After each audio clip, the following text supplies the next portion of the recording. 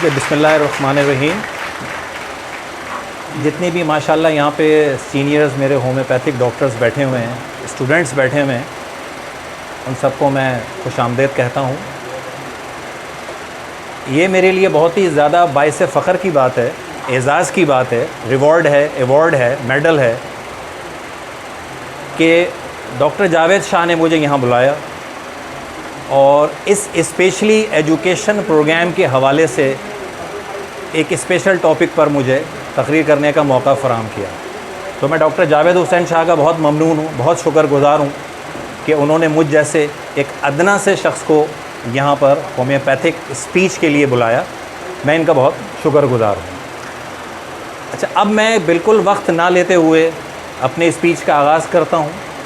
और जैसा कि आप लोगों को मालूम है कि मलेरिया मेरा टॉपिक है और हम इस पर ही बात करेंगे। सिर्फ मैं सबसे पहले स्पीच आपको दूंगा और सबसे आखिर में आपको मौका दूंगा क्रॉस क्वेश्चंस करने का। तो जितने क्रॉस क्वेश्चंस आपने करने हैं वो सारे आखिर में कर लें, उसको नोट कर लें। और मैं ये चाहता हूँ कि अगर आप लोग नोट करेंगे तो आप लोगों को बहुत फ़ायदा होगा इसका। मलेरिया, MALARIA, मलेरिया मीन्स क्या है, यानी मलेरिया के मायने क्या हैं, बहुत कम लोग जानते हैं। जो पायरेक्सिया स्पेशलिस्ट हैं वो भी इसको नहीं जानते कि मलेरिया के मायने क्या हैं। देखिए, मलेरिया के मायने हैं बैड एयर, यानी गंदी हवा। मलेरिया किस ज़बान का लफ्ज़ है और कहाँ से ये डेराइव हुआ, कहाँ से हमने ऑब्टेंड किया,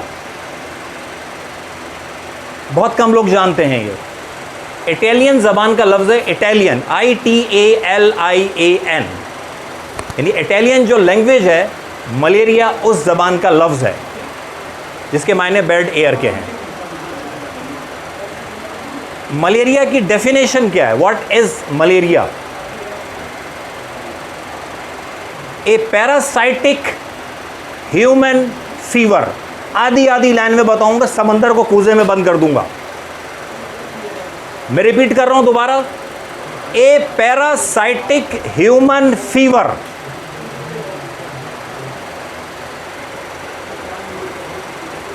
इंक्यूबेशन पीरियड, नेक्स्ट टॉपिक इसका, इंक्यूबेशन पीरियड। मैं इंक्यूबेशन पीरियड को नहीं समझाऊंगा कि व्हाट इज इंक्यूबेशन पीरियड, क्योंकि यहाँ पे मैं कोई एनाटॉमी या फिजियोलॉजी का लेक्चर नहीं दे रहा हूँ। देखिए, इसमें वेरिएटेड है, मलेरिया के अंदर जो है वो वेरिएटेड इंक्यूबेशन पीरियड आता है, लेकिन कॉमनली जो है वो 8 to 18 डेज़, यानी 8 दिन से 18 दिन के दरमियान जो है वो मलेरिया का इंक्यूबेशन पीरियड है।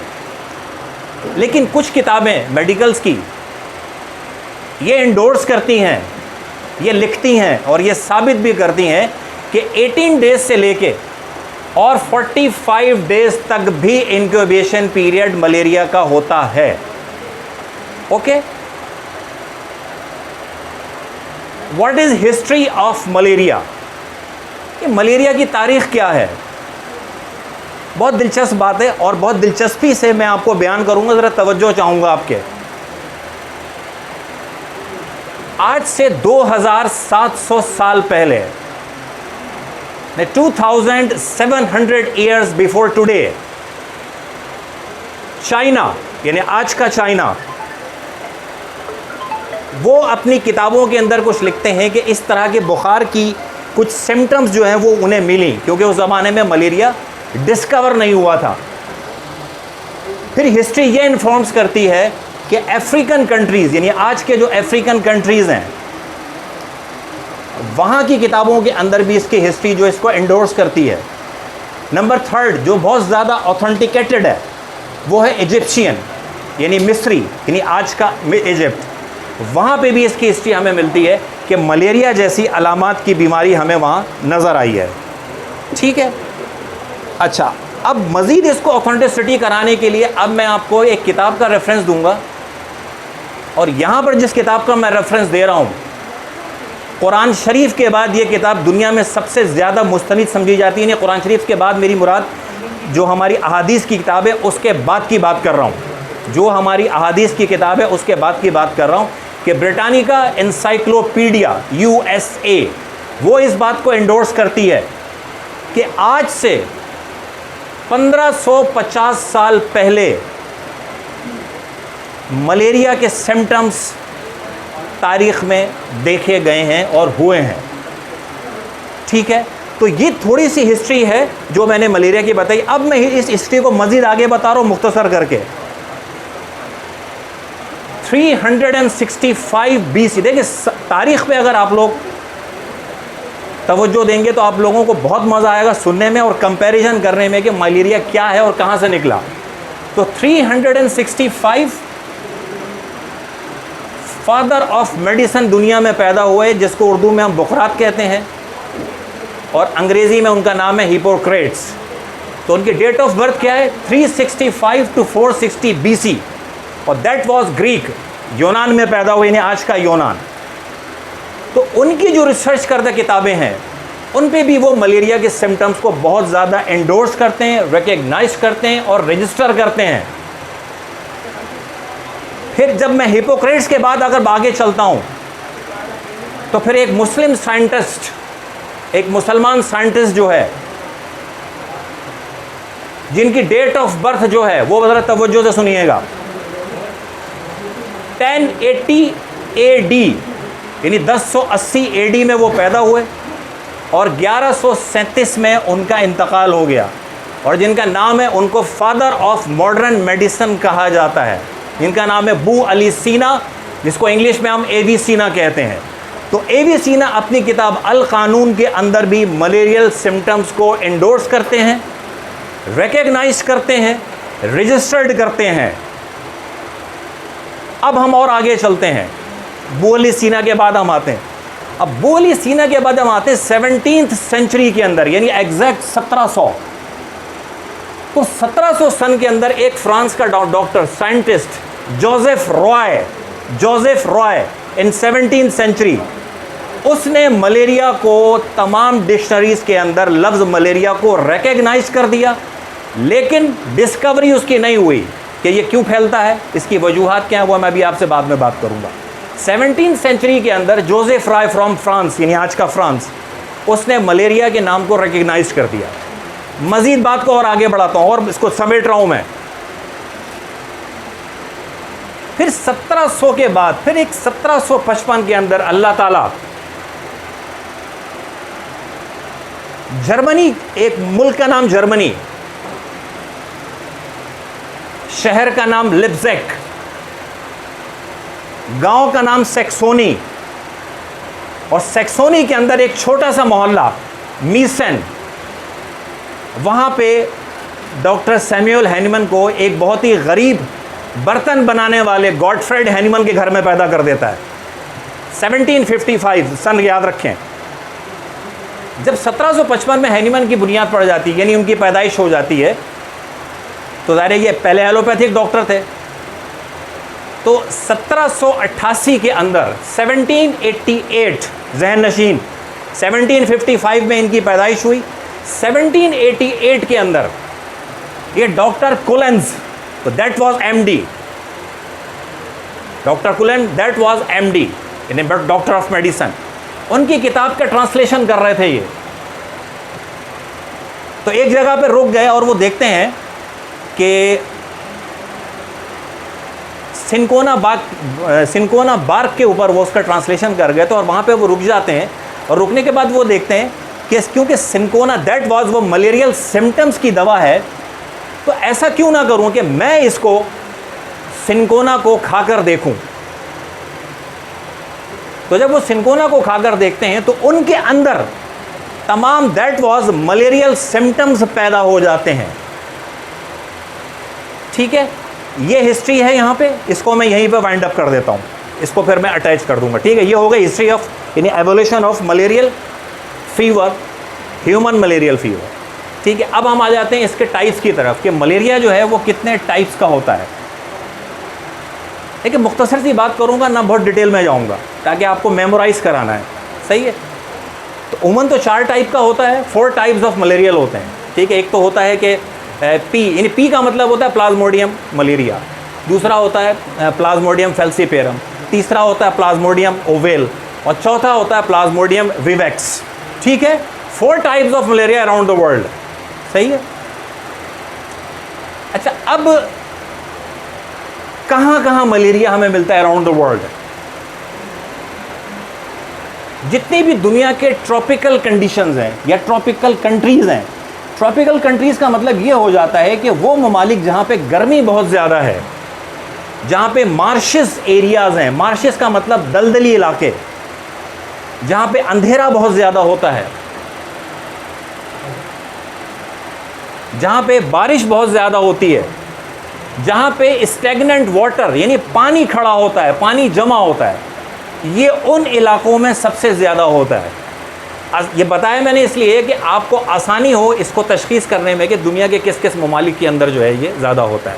तो central Asia, African countries, north American countries, यहाँ पे ये बहुत ज़्यादा देखने में आता है। ठीक है। अच्छा, अब एक सवाल ये पैदा होता है, ये बहुत दिलचस्प है कि सर फैलता कैसे है मलेरिया, कि what are the spread conditions of malarial fever, कैसे फैलता है? आमतौर पर यह सुनने में आता है कि जी मच्छर के काटने से होता है मलेरिया। मैं इसको 50% मानता हूं, और मैं यहां इस स्पीच में साबित कर दूंगा कि बगैर मॉस्किटो बाइट के भी मलेरिया होता है। मैं साबित करके जाऊंगा यहां से। वो लोग या वो डॉक्टर्स या वो कॉमन जो इसके बारे में प्रोपेगेंडा है कि जी ये बगैर मच्छर के काटे हो ही नहीं सकता, आज मैं साबित कर दूंगा किताब के ज़रिए। ये है ना इंटरेस्ट टॉपिक आपका, यार बगैर मच्छर के कैसे हो रहा है? क्योंकि मैं जब छोटा था तो सुनता चला आ रहा कि भाई आपने जब तक कि ये मॉस्किटो बाइट नहीं होगा मलेरिया नहीं होगा। अच्छा देखिए, इसके अंदर 2 टाइप्स हैं। एक है कैरियर और एक है इसका कॉजेटिव एजेंट। ये बहुत कम लोगों को पता है, मैं आपको बताना चाहता हूं अपने तमाम होम्योपैथ्स को कि कैरियर क्या है मलेरिया का और कॉजेटिव एजेंट क्या है मलेरिया का। दोनों में बहुत डिफरेंस है। देखिए, कैरियर का मतलब ये हो जाता है कि कोई जरिया, किसी के जरिए, थ्रू। तो सर वो तो हो गया मस्कीटो, आपका मच्छर हो गया। अब ये कैसे फैल रहा है? ये फैल कैसे रहा है भाई? अगर मैं आपसे ये कहूं कि मस्कीटो बाइट अगर हो जाए, हमें अक्सर रोज़ाना मच्छर काटते हैं, मस्कीटो बाइट्स होती है, लेकिन मलेरिया तो नहीं होता। ये ना कहिएगा कि इम्यूनिटी है, इम्यूनिटी भी कम है, फिर क्यों नहीं मलेरिया हो रहा? फिर क्या रीजंस है? दिमाग काम कर रहा है ना, शल हो रहा है दिमाग आप लोगों का, सर अब मलेरिया कैसे हो गया या क्यों नहीं हो रहा? इसका भी जवाब दूंगा। अच्छा, फिर किताब ये एंडोर्स करती है, ये रिकग्नाइज करती है कि सिर्फ फीमेल मस्कीटो काटने से ही होता है, जिसको हम एनोफिल्स बोलते हैं। सर ऐसा क्यों? क्या नर के काटने से नहीं होगा भाई? उसका क्या कसूर है? ये भी एक इंटरेस्टिंग क्वेश्चन है कि भाई नर के काटने से क्यों नहीं होगा, मादा ही क्यों काट रही है? भाई ये सवाल भी आपके जहन में है ना कि हमेशा ये सुनना चाहिए मादा मच्छर के काटने से मलेरिया होता है। भाई नर क्यों नहीं काट रहा? वो काट रहा है तो क्यों नहीं हो रहा? या नर काटता ही नहीं है? बहुत सारे सवाल पैदा होते हैं। क्यों दानिश साहब, क्या कहते हैं आप? ऐसा है? नर के डंक तोड़ दिए जाते हैं। चलें ठीक है, चलें ठीक है। अच्छा जी, चलें अब मैं थोड़ा सा इसको बता दूं क्या है। अब थोड़ा सा मैं मॉस्किटो के बारे में, कैरियर जो है इसका वो हो गया मस्कीटो, यानी फीमेल मॉस्किटो, जिसका स्पेशल नाम है एनोफिल्स। ठीक है, और ये बात बिल्कुल तय है, किताब इस बात को रिकग्नाइज करती है, रिसर्च है कि सिर्फ फीमेल मस्कीटो एनोफिल्स के काटने से मलेरिया जो है वो ह्यूमन यानी इंसान में पैदा होता है। अच्छा, अगर मैं एक सवाल आप लोगों से यहां पे करूं, मुख्तसर सा सवाल कि how many teeths in mosquito, कि मच्छर के दांत होते हैं? ये मेरा सवाल गलत है। मच्छर के दांत होते हैं? मेरा सवाल गलत है। आप जल्दी से बोलें, फिर बात को आगे बढ़ाऊं। या मेरा सवाल गलत तो नहीं है? क्योंकि मैं नहीं, आप नहीं, क्योंकि मैं थोड़ा सा जॉली मेरा लेक्चर होता है। या कभी किसी ने सवाल किया आपसे कि मच्छर के क्या वाकई दांत होते हैं? या मैं पहली दफ़ा आपकी ज़िंदगी के अंदर ऐसा शख्स हूँ जो ये सवाल कर रहा हूँ? हो सकता है मजाक हो सकता है सीरियस क्वेश्चन हो, बताएं आप लोग। रफ़त हसनैन फर्स्ट टाइम सुन रहे हैं सवाल, फिर जवाब दीजिए। नहीं अभी करते हैं, अभी आइए, परमिशन दे रहा हूँ। अच्छा, ये सुन के आपको बड़ी हैरानगी होगी कि 48 दांत मच्छर के होते हैं। 48 टीथ्स इन मस्कीटो, ओके, और सिर्फ फीमेल के होते हैं, मेल के नहीं होते। साइंस इस बात को एंडोर्स करती है, साइंस इस बात को प्रूव करती है, माइक्रोबायोलॉजी इस बात को प्रूव करती है, पैरासाइटोलॉजी इस बात को प्रूव्ड करती है, रिकग्निशन देती है, एंडोर्स करती है, ब्रिटानिका इसको एंडोर्स करती है। इतने सारी किताबों का मैंने रेफरेंस दे दिया आपको, ठीक है। जोलॉजिस्ट हैं वो इसको एंडोर्स करते हैं, बैक्टीरियोलॉजी है वो भी कर लेंगे। अच्छा, अब बात वाज़ेह हो गई कि सब जब मेल के दांत ही नहीं होते तो बात ही ख़त्म हो गई है। तो सर फिर मेल ज़िंदा कैसे रहता है? क्योंकि मच्छर जो है वो तो खून को सक करता है ना, तो जब उसके टीथ ही नहीं है तो दैट मीन्स तो फिर साइंस आधे का सवाल तो ये आ गया कि वो तो बाइट ही नहीं करेगा। तो जब मेल मस्कीटो बाइट ही नहीं करेगा तो फिर उसकी ग़िज़ा क्या है? चलें जी, अब जवाब दे दीजिए, वो क्या पीता है या क्या खाता है? क्योंकि बीवी से तो वाला हो गया, वो तो खून चूस रही है, एनोफिल्स। अब इसका तो खाने का तो ये तो बेचारे बेयारो मददगार लाचार और शादीशुदा होते हुए भी ये जो है मिस्कीन हो गया, यतीम हो गया ये, तो क्या करेंगे? इसको खाना कैसे मिलेगा? ये बताइए जी, कोई है? इंटरेस्टिंग क्वेश्चन है ना ये भाई। ये जिंदा कैसे रहता है? चुश्ती साहब, मैं आपसे मुखातिब हूँ, कैसे जिंदा रहता है भाई ये बताइए। प्रोफेसर साहब, इंटरेस्टिंग क्वेश्चन है, जिंदा कैसे रहता है फिर ये, या वाकई मर जाता है ये? मैं जवाब बता देता हूँ जिंदा कैसे रहता है ये। जितने भी फ्लावर नेक्टर हैं, यानी फूलों का अर्क, ये उनको पी के जिंदा रहता है। ओके, यहाँ बात ख़त्म हो गई है। यानी मैंने प्लाज्मोडियम यानी कि एनोफिल्स को और मेल को बिल्कुल सेपरेट कर दिया। अब आप ये यकीन कर लें कि जो भी मॉस्किटो आपको बाइट करती है वो फीमेल ही है 100%, मेल का सवाल ही नहीं पैदा होता। सही है, क्योंकि एक तो उनके टीथ ही नहीं होते। ठीक है, चलो चलें। अब सवाल ये पैदा होता है कि भाई ये इंसानों में मुंतकिल कैसे हो रहा है? इसका कॉजेटिव एजेंट भी मैंने बता दिया आपको। कॉजेटिव एजेंट का नाम बहुत सिंपल सा है, प्लाज्मोडियम। देखिए, लेकिन इस प्लाज्मोडियम के अंदर ये इतना कॉमन हो चुका है कि मैं इस प्लाज्मोडियम से किताब जो है वो मुत्तफ़िक़ नहीं है, किताब मुत्तफ़िक़ नहीं है। जितनी भी मेडिकल साइंस की किताबें हैं जो रिकग्नाइज्ड हैं वो लफ्ज़ प्लाज्मोडियम से मुत्तफ़िक़ नहीं है, बल्कि प्लाज्मोडियम के बारे में वो ये कहती है कि दिस इज़ जीनस, ये जीनस क्लास है, this is not a carrier, not a causative agent of malaria. फिर ब्रिटानिका एनसाइक्लोपीडिया को मैं आपको इंडोर्स कर दूंगा। परवीन जय कुमार की जो क्लिनिकल मेडिसिन है वो भी इंडोर्स कर दूंगा। लव एंड बेली की जो सर्जरी की किताब है वो भी इंडोर्स कर दूंगा मैं आपको। ठीक है, फिर कौन सा इसका पॉजिटिव एजेंट है?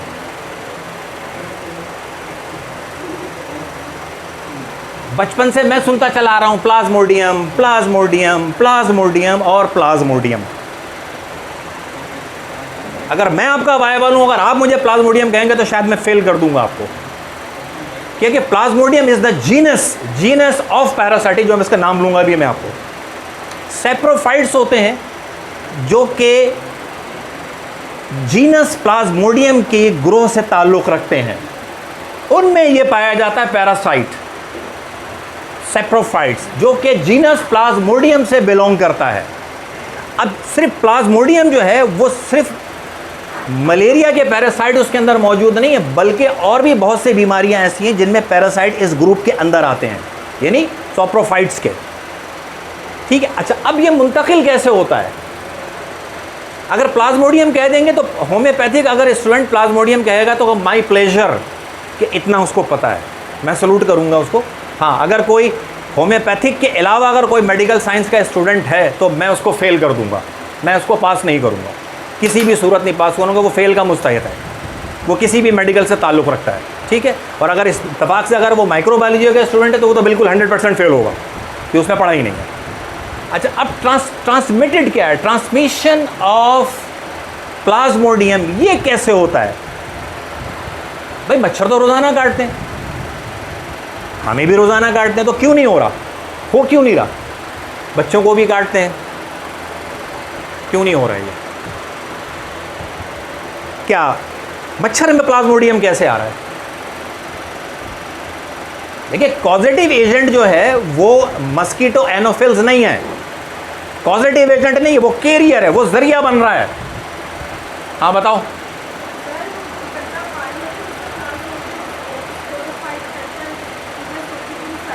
अब गंदे पानी में कहां से आता है स्पोरोफाइट्स बेटा?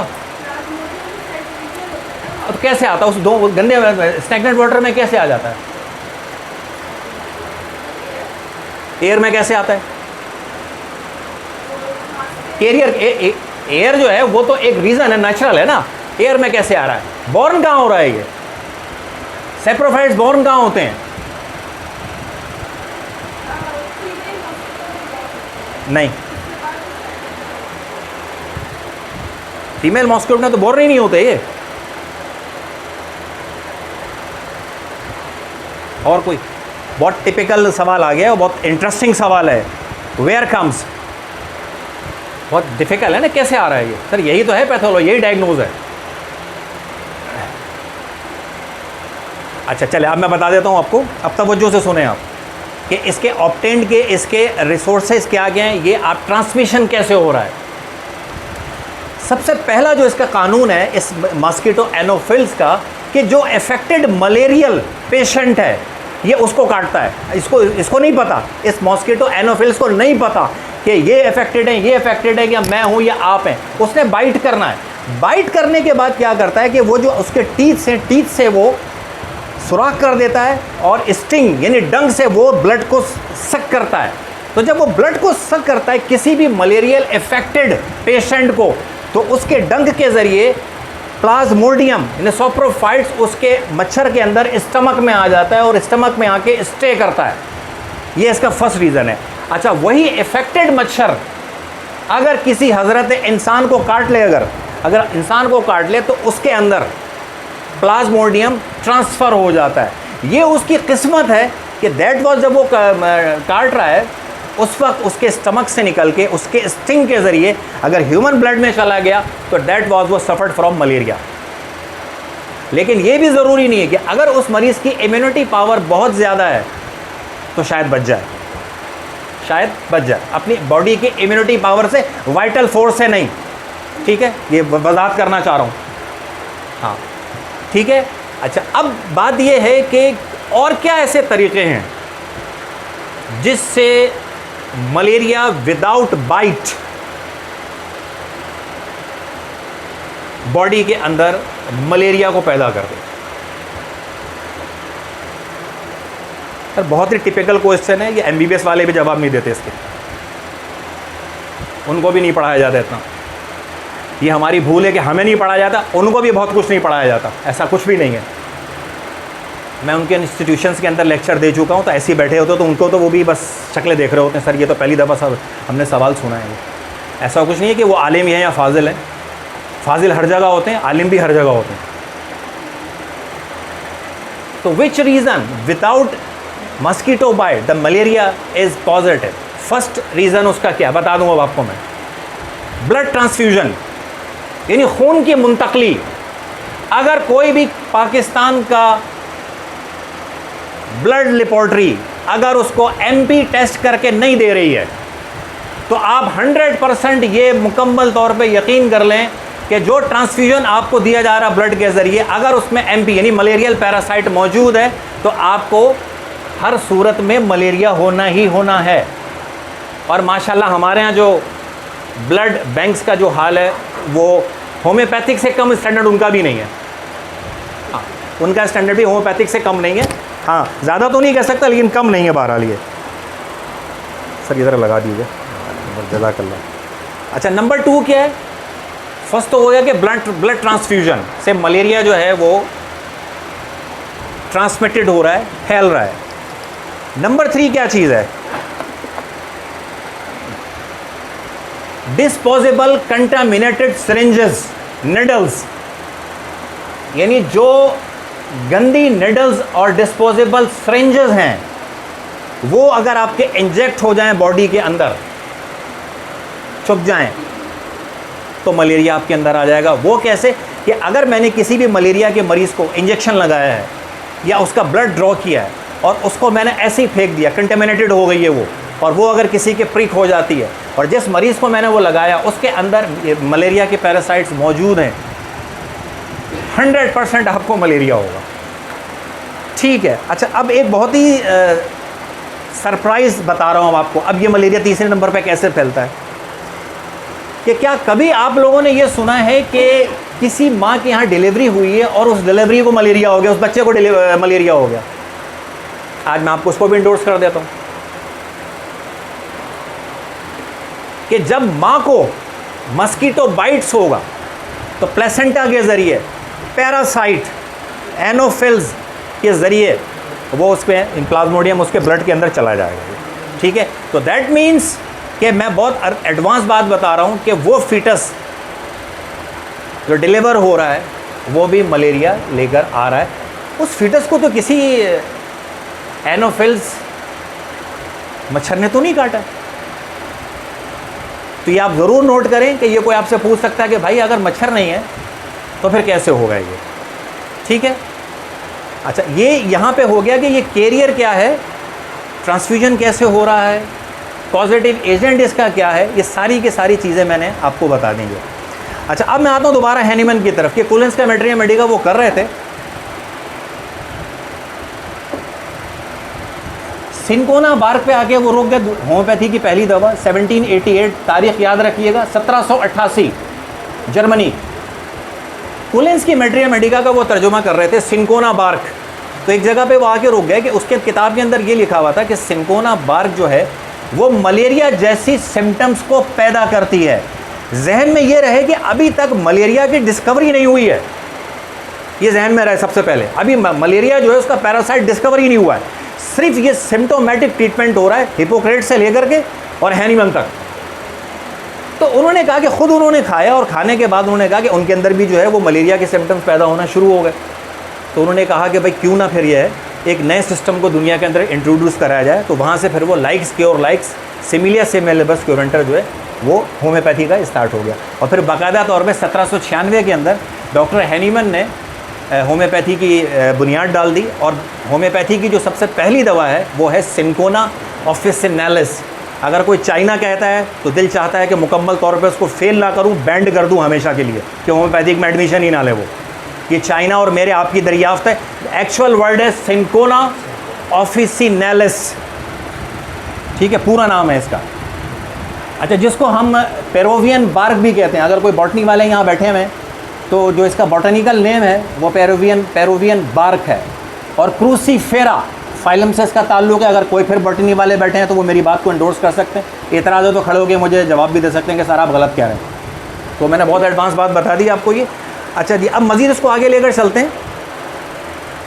अब जब हैनीमन ने 1796 के अंदर सिंकोना ऑफिसिनालिस ईजाद कर दी तो पूरी दुनिया के अंदर एक इनकलाब बर्पा कर दिया कि उस ज़माने के जो एलोपैथ डॉक्टर थे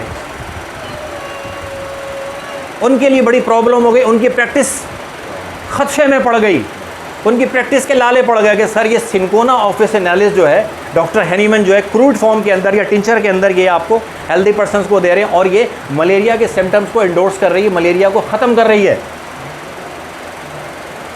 फिर डॉक्टर हैनीमन ने अपनी किताब ऑर्गेनन ऑफ मेडिसन, सन याद रखें 1805 से लेके 1808, 1805 टू 1808 ऑर्गेनन ऑफ मेडिसन में हैनीमन ने इस दवा को रिकग्नाइज करके इंडोर्स कर दिया कि हम अलामतों की बुनियाद पर दवा देते हैं और जो दवा जिस अलामतों की को ख़त्म करती है उन्हीं अलामतों को पैदा करके उन्होंने इसको इंडोर्स कर दिया 1805 एंड 1808, और फिर 1810 के अंदर उन्होंने अपनी दुनिया की मौजज़ाती किताब ऑर्गेनन ऑफ मेडिसन शाया करवा दी।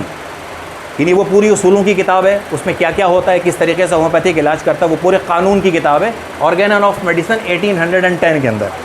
चलिए जी, अब थोड़ा हम आते हैं एलोपैथ को थोड़ा सपोर्ट लेते हैं। अभी मैं सिम्टम्स नहीं बता रहा। अब एलोपैथ ने क्या किया कि 1888 के अंदर ये वाक़या हुआ, 1796 के अंदर ये पैदाइश हुई। फिर सबसे पहले अब डिस्कवर कैसे हुआ पैरासाइट। अब मलेरिया का जो पैरासाइट है उसको डिस्कवर किसने किया? कोई आप में से अगर जानता है तो मैं उसको दावत देता हूँ, बता दें मुझे, और सलूट करूँगा अगर बता दिया किसी ने तो सलूट करूँगा अपनी तरफ से। अगर किसी ने मुझे बता दिया कि discoverer name of plasmodium of the world first, सन भी बताएगा वो, जिस तरह मैं बता रहा हूँ, अगर किसी को पता है।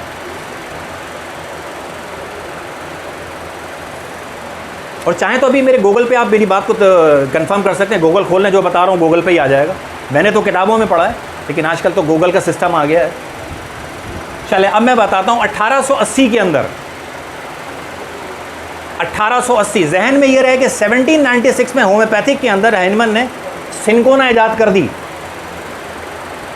अब होम्योपैथिक से इम्प्रेस होकर, होम्योपैथिक के कानून से इम्प्रेस होकर 1880 के अंदर फ्रांस का एक doctor, पैरासाइटोलॉजिस्ट, microbiologist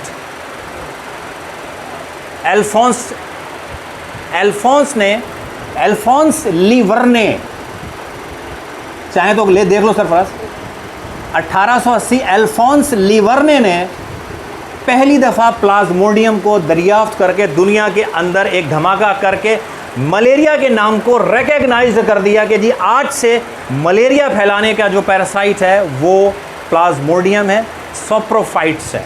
1880 Alphons लीवर्ने, France, military doctor थे ये भी लिखा होगा उसने मियाँ, क्योंकि मैं तो बगैर रेफरेंस की बात ही नहीं करता। आप खोल लें गूगल, वो सन देखें जो सन बता रहा हूँ, बात ही सन ही की तो है, सन और नेम्स की तो बात है, यही तो नॉलेज है। अच्छा अब सुने, 1880 हो गया। अब इसमें क्या हुआ कि मुतासिर कैसे हुए 1862 के अंदर। अब सुने, 1862 और 1880 में 18 साल का फ़र्क है। अब 1862 के अंदर, दानिश साहब ज़रा सुनिएगा तवज्जो से, 1862 के अंदर John Henry Clark, the legend of the mathematics of the world, belongs to America, the legends of legends, the pioneer of the pioneer, the professor of the professor, John Henry Clark अपनी encyclopedia किताब के अंदर क्या लिखते हैं कि खुद उन्होंने 1862 के अंदर प्लाज्मोडियम ब्लड के ऊपर रिसर्च की उन्होंने, और रिसर्च करने के बाद उन्होंने सबसे पहले जो मलेरिया ऑफिसिनेलिस हमारी दवा है उसने उसको वेजिटेटिव पार्ट्स के रॉटन हिस्सों से, यानी गले सड़े से लेकर उसने बनाना शुरू की। क्यों कि 1862 में ये हुआ और 1880 में प्लाज्मोडियम जो है वो दरियाफ्त की गई।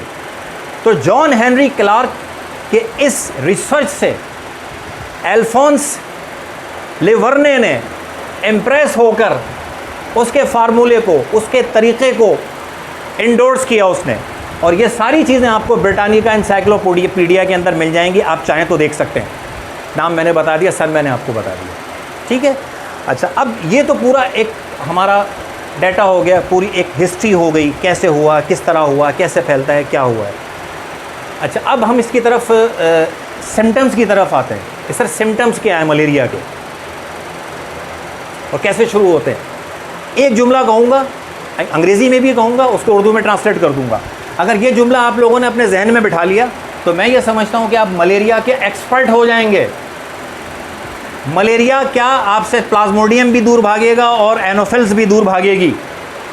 कि अगर एक जुमला आपने अपने जहन में बिठा दिया कि every chill fever is not malarial fever, दोबारा रिपीट कर रहा हूं अंग्रेजी का जुमला कि every chill fever is not malarial fever, Urdu में तर्जुमा कि हर सर्दी का बुखार मलेरिया नहीं होता।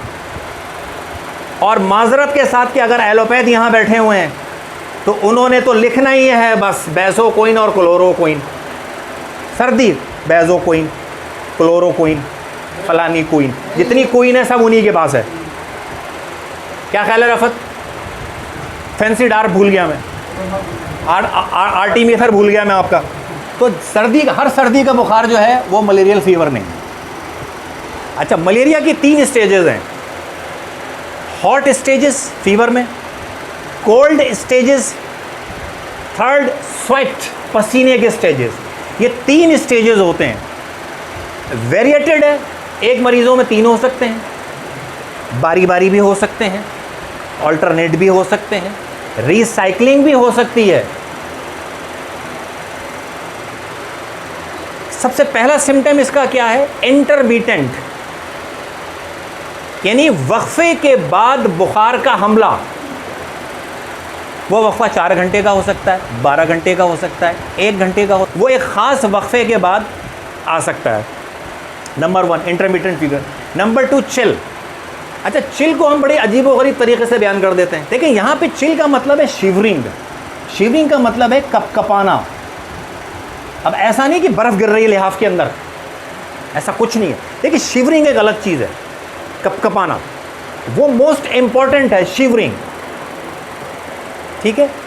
हाई ग्रेड फीवर जिसको हाइपरपैरेक्सिया हम कहते हैं, 103 से लेके 104 105 तक जाएगा, स्वेट आ जाएगा, पसीना आ जाएगा, बुखार नीचे आ जाएगा, बुखार नॉर्मल हो जाएगा। पेशेंट ये समझता है कि एवरीथिंग इज़ ओके, ऐसा नहीं है।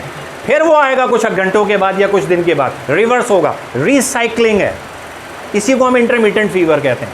हेडेक, सर का दर्द, nausea, vomiting, muscular pain, back pain, joints pain, chill, cough. फिर एक बहुत इंपॉर्टेंट बात है जिसको हम डॉक्टर्स बहुत इग्नोर करते हैं, डिफ़िकल्ट ब्रीथिंग, कि सांस में दिक्कत। तो ये बहुत सारे प्रोमिनेंट अलामत हैं जिससे हमें मलेरिया को सिम्टोमेटिक ट्रीटमेंट करने में बेइंतहा आसानी हो जाएगी दूसरे और फीवर से। अच्छा, अगर हम इसकी पल्स रेट को देखें, हम आम तौर पे होम्योपैथ पल्स रेट को बहुत देखते हैं। मैं पूछता हूँ भाई क्या देख रहे हो, तो मेरा तो सवाल ही गलत है कि पल्स रेट देखते नहीं है, पल्स रेट महसूस की जाती है।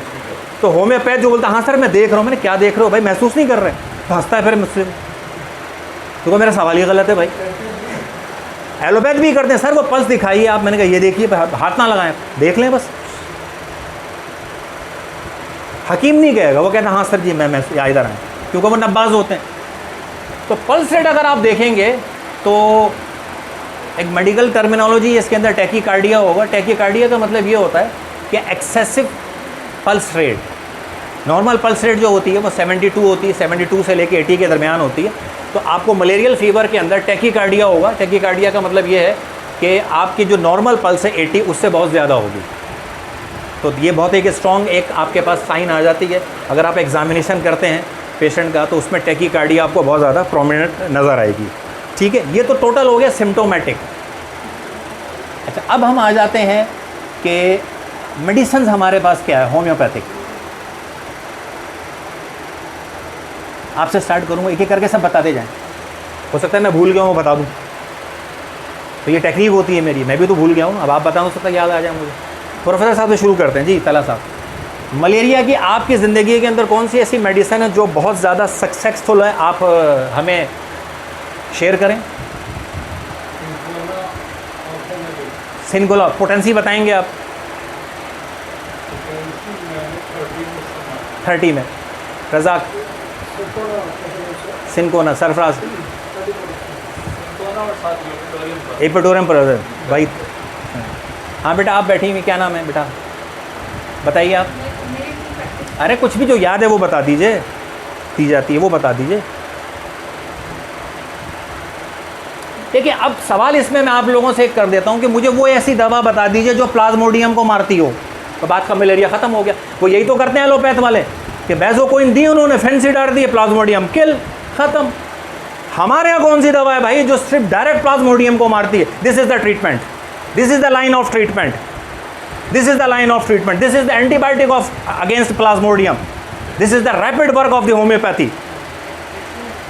होम्योपैथिक स्लो नहीं है, डॉक्टर स्लो हैं, सुस्त हैं, कायल हैं, ढीले हैं। अब बताइए ना, अब ये तो सवाल मैंने कर दिया भाई, यही तो गेम है। तो प्लाज्मोडियम जब तक किल नहीं होगा शाह साहब, जब तक प्लाज्मोडियम किल नहीं होगा मलेरिया कैसे जाएगा? धड़ाधड़ चाइना, धड़ाधड़ चाइना, नेट्रम सल, वेकोनाइट, इपिटोरियम परफोलिएटम। वो पता चला कि ड्रग प्रूविंग होगी इपिटोरियम पर, पता चला कि वो जनाब वो चिकनगुनिया हो गया, उसको इपिटोरियम दे दे के बेड़ा गर्क कर दिया हमने, उसका हड्डियाँ तोड़ दी हमने उसकी। ऐसा लग रहा है पुलिस ने तशद्दुद किया उसके ऊपर। सर मलेरिया ऑफ तो मैं यहाँ पे ये कहूँगा कि जब वो मलेरिया एक्टिव हो गया तो फिर मलेरिया कैसे जाएगा? ये तो हम गलती कर जाते हैं। अब टीबी के मरीज़ के अंदर जब टीबी उसका एक्टिव है तो फिर हम ट्यूबरकुलोसिस नहीं देंगे, फिर वहाँ बेसिलियम देंगे या कुछ और देंगे तो बढ़ेगा वो ट्यूबरकुलोसिस। यही तो प्रॉब्लम है हमारे यहाँ। उस्ताद हमारा पढ़ाता नहीं है, हम पढ़ने को तैयार नहीं है। कि एक्टिव किसी भी के अंदर नोजोड जो है वो इफेक्टिव नहीं है, चाहे वो बेसिलियम हो या ट्यूबरकुलोसिस हो। एग्रेवेशन होगा, एडवर्स रिएक्शन होगा। हाँ, जो पहला आदमी है वो इजिप्शियन ये इंडोर्स करते हैं। बहुत बेहतरीन सवाल किया आपने, अल्ट्रा एडवांस्ड। इसका जवाब ये है कि जो इजिप्शियंस हैं वो अपनी किताब के अंदर ये लिखते हैं कि जो सबसे पहला मलेरिया जैसी अलामतों का मरीज़ आया वो मिस्र में पैदा हुआ, मिस्र में आया और मर गया। तो वो अब हाँ वो कहाँ से आया? क्योंकि ख़ुद मिस्र से शुरू हुआ, हो सकता है वो चाइना से आया हो सकता है वो सेंट्रल एशिया से आया हो, इसकी कन्फर्मेशन नहीं है। पहले पेशेंट ने कैसे कैरियर नहीं किया? नहीं, कैरियर नहीं हुआ, कैरियर हुआ ही नहीं, कैरियर नहीं हुआ, नहीं कोई कैरियर नहीं हुआ। देखें 1880 के अंदर, 1880 से पहले कोई हमारे पास विटनेस नहीं है कैरियर ट्रांसमिशन, ये मलेरिया है ये नॉन मलेरिया नहीं। 1880 के अंदर जो है जो सही मानों में एल्फेंस लिवर्ने ने जो है वो प्रूव किया, फिर उसको रिकग्नाइज कराया, उसने रिसर्च की, प्लाज्मोडियम को उसने रिसर्च किया कि इतने टाइप्स के होते हैं। उसके बाद से फिर ये मलेरिया जो है वो याद होना शुरू हुआ उसकी मेडिसिन। अच्छा, अब जहन में एक और मैं आपको बता दूं, क्योंकि मेडिसिन की बात हो रही है तो एक बात और बता दूं कि दुनिया की सबसे पहली एंटीबायोटिक किसने ईजाद की, किस सन में ईजाद की, और नाम बता दीजिए और आपको आसानी होगी। राजपूत साहब आप तो एलोपैथ हैं। अच्छा, first antibiotic of the world, who was the discoverer and who is what is the सन डेट, और किसको ईजाद किया? दुनिया की पहली एंटीबायोटिक। शायद ये हो सकता हो कि भाई एंटीबायोटिक उस वक्त ईजाद हो गई हो तो मलेरिया, क्योंकि प्लाज्मोडियम है, पैरासाइट है, तो आप एंटीबायोटिक से उसको मार रहे हैं। ऐसा तो नहीं 1880 से पहले जो है वो याद हो गई हो दुनिया की पहली एंटीबायोटिक। अच्छा, बिल्कुल सही कहा डॉक्टर साहब ने कि पेनिसिलिन दुनिया की पहली एंटीबायोटिक है, और इसका जो डिस्कवरर है वो आज का इंग्लैंड अलेक्जेंडर फ्लेमिंग, ठीक है। और 1927 के अंदर 1927 में अलेक्जेंडर फ्लेमिंग ने दुनिया की पहली एंटीबायोटिक ईजाद की, पेनिसिलिन। और penicillin it is not a drug of anti malarial. Penicillin malaria की एंटी मलेरियल मेडिसन नहीं है। बात ख़त्म हो गई। अब बताएं होम्योपैथी की कौन सी ऐसी दवा है जो कि डायरेक्ट प्लाज्मोडियम को मारती है? आपको सिम्टम लेने की ज़रूरत भी नहीं है, डायरेक्ट दें प्लाज्मोडियम किल, ख़त्म। सर पायरोजीनियम जो है देखिए वो मलेरिया को नहीं मारती है, बल्कि जितनी भी बॉडी में सेप्टिक हो जाए ये उनको मारती है। एंटीसेप्टिसीमिया मेडिसिन है पायरोजीनियम, क्योंकि वो सड़े हुए गोश्त से लेकर बनाई जाती नोजोड है, ठीक है। पूरी आपको रेफरेंस दूंगा, विलियम बोरी को पढ़ लीजिए, क्लॉर को पढ़ लीजिए, कैंड को पढ़ लीजिए। नहीं एज फिर वही यार, वो फिर वही बात आ गई हकीमों वाली कि भैया वो खून के अंदर फासिद मादे हैं, साफ़ी पिला दो मरीज़ ही साफ़ हो गया। तो बेटा एज अ डायरेक्टर नहीं है, एज अ डायरेक्टर नहीं है, एज अ डायरेक्टर काम ही नहीं करेगी यार। सामने की तो दवा चलो बता दे। तो सबसे देखिए सुने सबसे पहली दवा जो है वो आर्सेनिक एल्बम है, ठीक है, संखिया, ठीक है। वो डायरेक्ट जो हमारे मलेरियल पैरासाइट यानी प्लाज्मोडियम को मारने की सलाहियत रखती है। 201 ml आर्सेनिक एल्बम लिख लें, ठीक है। हाँ, वाइट संख्या जिसको कहते हैं ना, वाइट आर्सेनेट कहते हैं इसको। अच्छा, ये दवा नहीं बताई है मैंने आपको, ठीक है। जो अब मैं असली दवा बताने वाला हूँ वो नोट कर लें आप, वो मेरा एक्सपीरियंसड है और वो कांट फेल इट। हाँ, अल्लाह ने अगर उसमें शिफा नहीं रखी है तो वो एक अलग बात है। अब दवा लेके आप चिनीनम सल्फ्यूरिकम, चिनीनम सल्फ्यूरिकम, ठीक है, ये लिख लें आप। और ये इसको आप छोटी पोटेंसी में दें, 3x ट्राइचोरेट टैबलेट्स, और 3x से लेके 200 पोटेंसी तक लेकर जाएं इसको। डॉक्टर विलियम बोरिक इसको इंडोर्स करते हैं, कैंट, काशीराम, क्लॉर्क, जो भी वॉट जितने भी हमारे हैं ये, ठीक है। अच्छा, अब ये क्या, ये कर क्या रही है ये?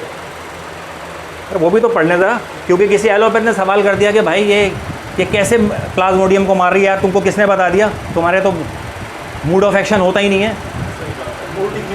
हाँ, मूड ही नहीं होता, एक्शन कहाँ से होगा? तो मूड एंड एक्शन कैसे बता, कैसे प्लाज्मोडियम को मार दी थी दुर्रानी साहब? चाइना साहब दे के वो बस, चाइना साहब है क्या चीज़? What is चिनीनम? क्या चीज़ है यार? हमारी हर, मेरे ख्याल है कम से कम मैं 300 मेडिसिन, सिंगल मेडिसिन ऐसी बता दूंगा जो 2 कंपाउंड से मिलके बनी है, फिर भी हम कहते हैं सिंगल। आर्सेनिक आयोडाइड 2 मुख्तलिफ, आयोडीन और आर्सेनिक दोनों को मिला के, कैल्शियम कार्बोनेट और कैल्शियम 2 मिला के बना दिया आपने, सिंगल कह रहे हैं आप उसको। देखिए चिनीनम के अंदर क्या है कि चिनीनम किस ग्रुप की दवा है? चिनीनम के अंदर सिनकोडाइन एक केमिकल है, सिनकोडाइन, जो कि डायरेक्ट प्लाज्मोडियम को ऐसे मार देता है जैसे कि हम गोली मार देते हैं आजकल अखलाकी तौर पे।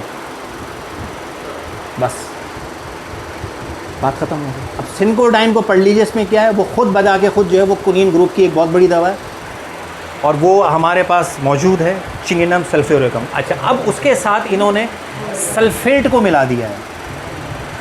वहीद कुरैशी की बात, वहीद फारूकी की बात को एंडोर्स कर दूंगा यहाँ पे 50%, कि जब सल्फ़र को मिला दिया आपने चिनीनम सल्फ्यूरिकम के अंदर, तो सल्फ़र का ये काम है, क्योंकि वो एंटी बैक्टीरियल है, एंटी जर्मीसाइड है, हमारा डिटॉल है, क्लोरोजेनिनॉल सोल्यूशन है, डिटॉल का फार्मूला भी बता दिया, वो हमारा डिटॉल है। तो चिनीनम यानी कि सिनकोडाइन और सल्फेट को जब हमने मिक्स कर दिया तो एक दवा बन गई चिनीनम सल्फ्यूरिकम, जो डायरेक्ट एंटी मलेरिया है for all types, direct Plasmodium को मारेगी। वो ना करके देख लें आप, खुद खा लें, मलेरिया हो जाएगा आपको, खा के देखें, आपको सर्दी लगनी शुरू हो जाएगी। आज ही जाके इस पर अमल करें, ठीक है। अच्छा, फिर इसके अलावा क्या है कि इसकी जो 3 ख़ास बात हैं, अब मैं थोड़ा सा आपको मेडिकल टर्मिनोलॉजी की तरफ लेके आऊँगा, क्योंकि मलेरिया के जो बैड इफ़ेक्ट्स होते हैं उसके क्या होते हैं कि पैरासाइट जो होता है ये जाकर के लीवर के अंदर बैठ जाता है ये, ठीक है, और लीवर पर बैठने के बाद क्या करता है कि ये वहाँ से फिर उसको डैमेज करना शुरू करता है, जिससे जॉन्डिस जैसी अलामतें मलेरिया के दौरान आनी शुरू हो जाती हैं, यानी बाइल को डिस्टर्ब करता है, डैमेज करता है ये, ठीक है। अच्छा, फिर वहाँ से डैमेज करने के बाद फिर ये डायरेक्टली ब्लड में मिक्स होता है, और जब ये ब्लड के अंदर मिक्स होता है तो आरबीसीज को खाना शुरू कर देता है, जिससे सर्दी लगनी शुरू हो जाती है। मैंने ये सवाल आप लोगों से नहीं किया कि मलेरिया के अंदर सर्दी क्यों लगती है। सर्दी सिर्फ इस वजह से लगती है कि जो रेड ब्लड कार्पसल्स है, पैरासाइट, उसकी ग़िज़ा है, वो उसको बहुत तेज़ी से खाना शुरू कर देता है, जिससे हमें चिल और शिवरिंग आनी शुरू हो जाती है। और जब आरबीसीज को खाना शुरू कर देगा तो हेमोग्लोबिन कम होना शुरू हो जाएगा, और जब हेमोग्लोबिन कम होगा तो पेशेंट के अंदर सीवियर वीकनेस आनी शुरू हो जाएगी। तो अगर आप ये देखें, अगर चाइना सेल्फ को पढ़ते हैं आप विलियम बोरिक की, तो उसमें ब्लड में एक टॉपिक है, तो बोरिक ये लिखते हैं अपनी किताब के अंदर कि an immediate decrease of the red blood corpuscles, boric लिखते हैं अपनी किताब के अंदर, चाहे तो देख सकते हैं ये। तो इस हवाले से ये लीवर को डैमेज करने से बचाता है, आरबीज को ये प्रोटेक्ट करेगा, एंटी प्लाज्मोडियम है, एंटी मलेरियल है, ये सारी की सारी इसके अंदर जो है वो चीज़ें मौजूद हैं। अच्छा, अब इसमें क्या है कि डाइट क्या देंगे हम? सर मैं ज़रा डिफरेंट टाइप का होम्योपैथ हूँ, इसमें सब कुछ खिलाना है ना। मैं ये कहूँगा कि चाय से पहले मुंह धो लें, कि मीठी गोलियाँ खानी है ना। मैं ये कहूँगा कि मीठी गोलियाँ खाने के बाद शोरबा या सालन ना खाएं, बिल्कुल नहीं कहूँगा। मैं ये भी नहीं कहूँगा कि सिगरेट पीता हूँ क्या कुल्ली कर लूँ, बिल्कुल नहीं कहूँगा।